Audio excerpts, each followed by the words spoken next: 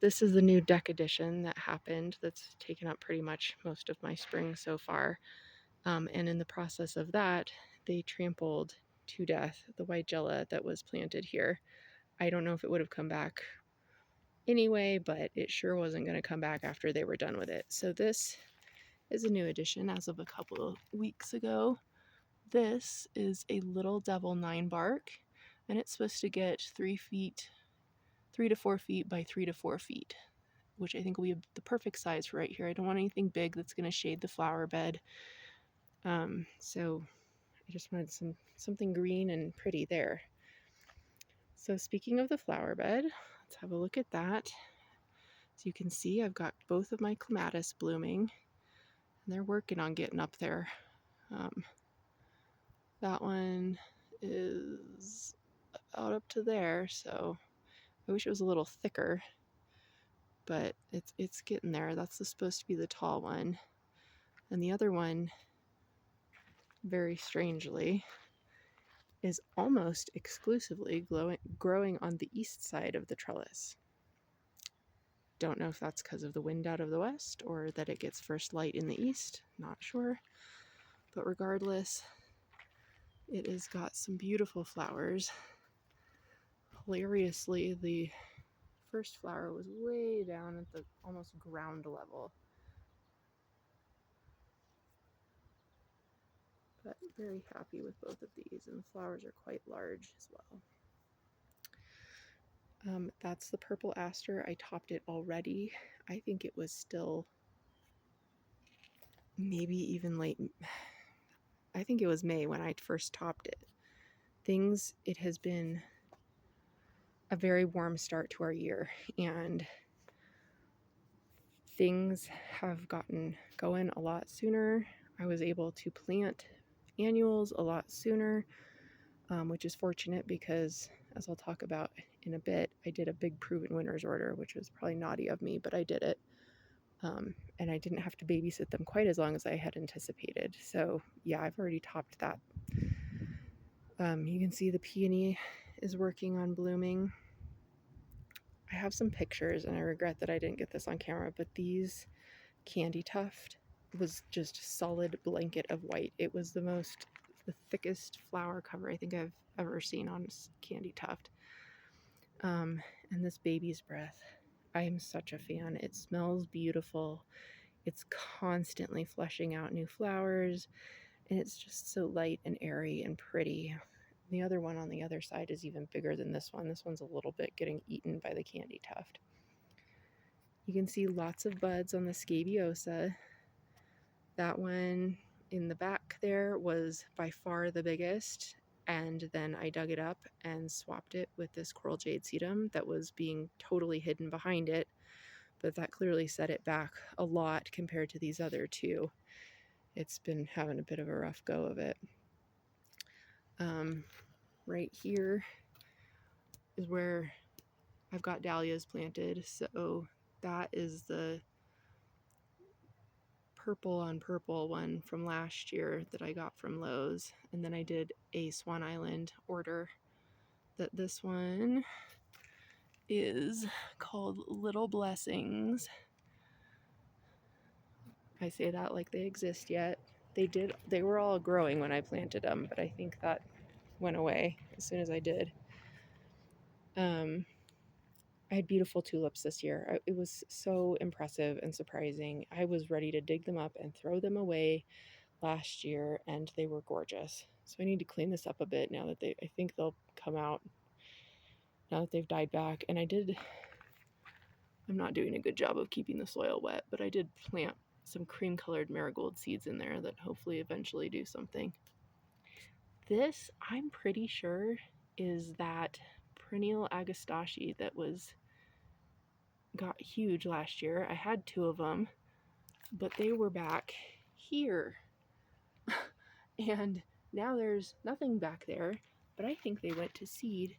And so these are probably going to get huge right where I don't want them to be huge. But, I mean, hey, better than them completely dying, I guess.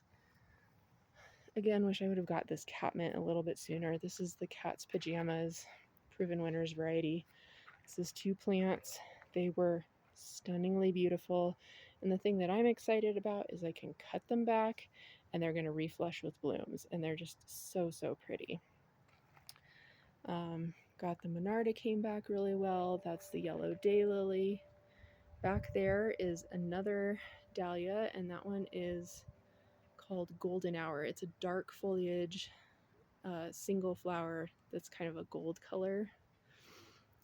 And then that's the Midnight Masquerade Penstemon, just big, very impressively big.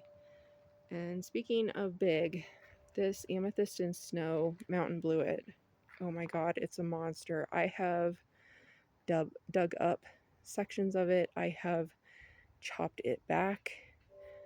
It is out of control, so I'm gonna have to dig it out of here, and I think I'm gonna put it over there under the maple tree. But it's eating this catmint. It's oh, here, the two of them are burying this balloon flower.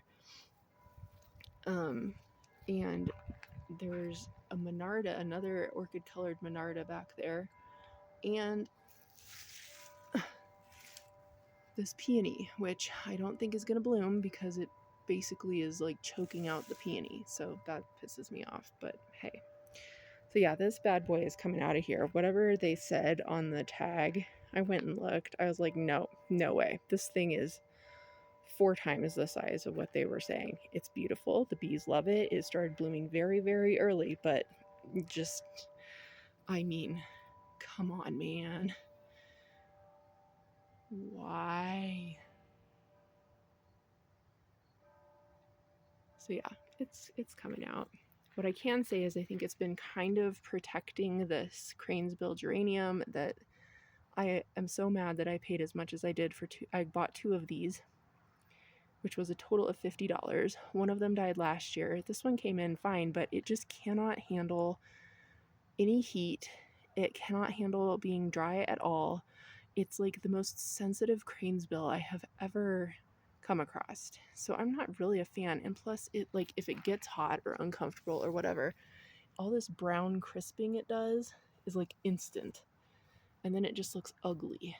So kind of annoyed by that.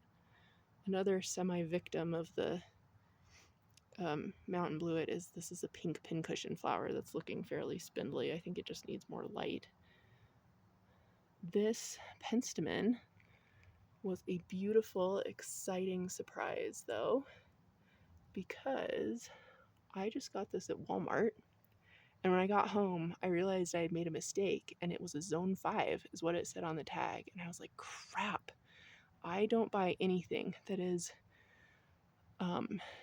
it's all Zone 4 or colder. I don't buy Zone 5 because it will die, and so why this is not dead, I do not know, but I am so thrilled that it's not because it's beautiful.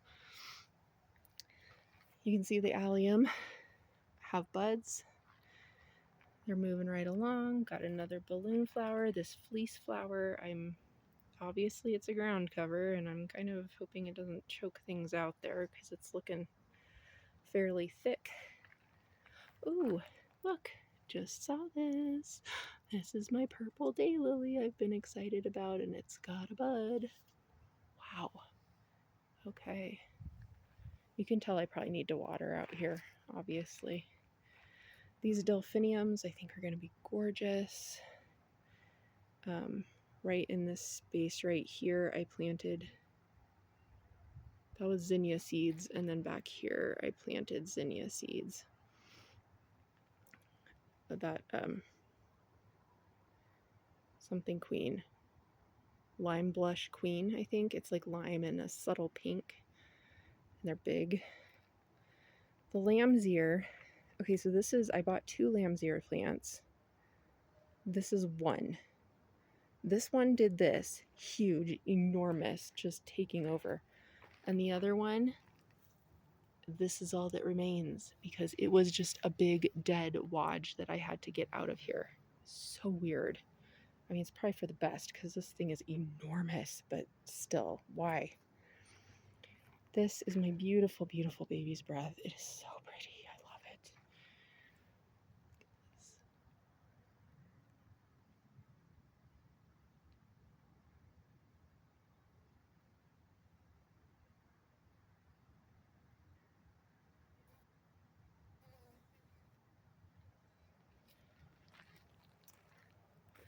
This is another dahlia I planted called Kelsey Dwarf. It's only supposed to get about a foot, no, I think just a foot tall, so it's really a dwarf variety. Very hopeful for that. This Veronica looks like it's doing pretty good so far. And the cranesbill is really spread out. It's not covered with flowers, but I think it's going to do well. I need to deadhead it. There's the Agastache Blue Fortune filling in huge as usual. Same with our two yarrow back there. This is the Sky Blue Pacific Giant Delphinium. Looks like it's doing well. And then here's my peach knockout rose that is working on getting a bud. It's growing, but I don't know. The yellow rose, the yellow knockout, I think it was called Sunny, that I planted, died. So I don't know. I'm still learning, I guess, with roses. And then our last remaining things back here, hollyhocks. Yeah, big discrepancies in size. Now, in their defense, this one, I don't know. It's just always been smaller and sicker looking than the other ones. Not quite as deep green, but it's, got buds. Just needs to be taller because this monster yarrow is in front of it. Then this one is giant. Huge leaves. I mean, look at the size of this. That's like big.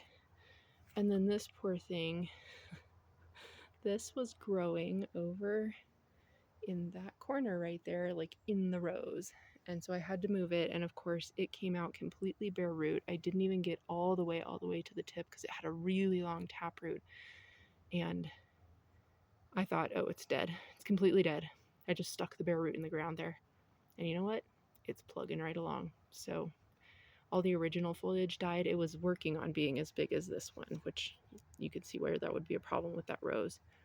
So it's kind of starting over, but I'm really pleased that it's alive. All right, so now let's look at all the pots up here.